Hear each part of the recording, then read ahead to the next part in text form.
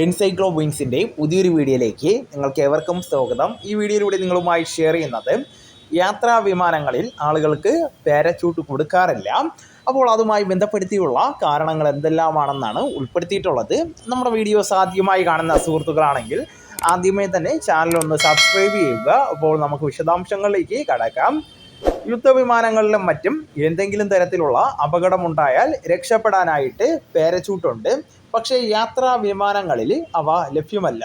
കാരണം നൂറുകണക്കിന് ആളുകൾക്ക് പാരച്യൂട്ട് നൽകണമെങ്കിൽ അത് വിമാനത്തിലെ സ്ഥലം കുറയുവാനും ഇന്ധനത്തിൻ്റെ ഉപയോഗം കൂടുവാനും കാരണമാകുന്നതാണ്. വിമാനാപകടങ്ങൾ സാധാരണയുള്ള ഗതാഗത മാർഗങ്ങളെ അപേക്ഷിച്ച് കുറവാണ്.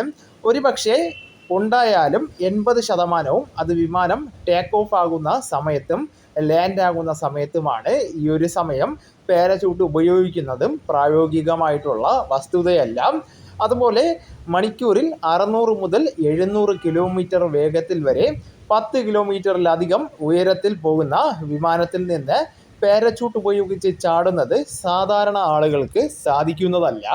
ഇത്രയും ആളുകൾക്ക് പെട്ടെന്ന് പരിശീലനം നൽകുവാനും പറ്റുന്നതല്ല. മറ്റൊന്ന്, പാരച്യൂട്ട് ഉപയോഗിച്ച് ചാടിയാലും ഈ ഉയരത്തിൽ ഓക്സിജൻ്റെ അളവ് വളരെ കുറവായത് കാരണം ശ്വസിക്കുവാനും ബുദ്ധിമുട്ടാണ്. അതുപോലെ 100-ലധികം ആളുകൾ വിമാനത്തിൽ ആകെയുള്ള 1-2 ഡോറുകൾ വഴി ചാടാൻ നോക്കിയാലും കൂടുതൽ അപകടം ഉണ്ടാകുന്നതാണ്. അപ്പോൾ ഈ വിവരം നിങ്ങളുടെ സുഹൃത്തുക്കളിലേക്കും മറ്റ് ഗ്രൂപ്പുകളിലേക്കും കൂടെ ഷെയർ ചെയ്യുക. നമുക്ക് തുടർന്നും വിജ്ഞാനപരമായിട്ടുള്ള മറ്റ് വീഡിയോസും ആനുകാലിക വിവരങ്ങളുമായിട്ട് വീണ്ടും കാണാം. അതുവരെ ഗുഡ് ബൈ.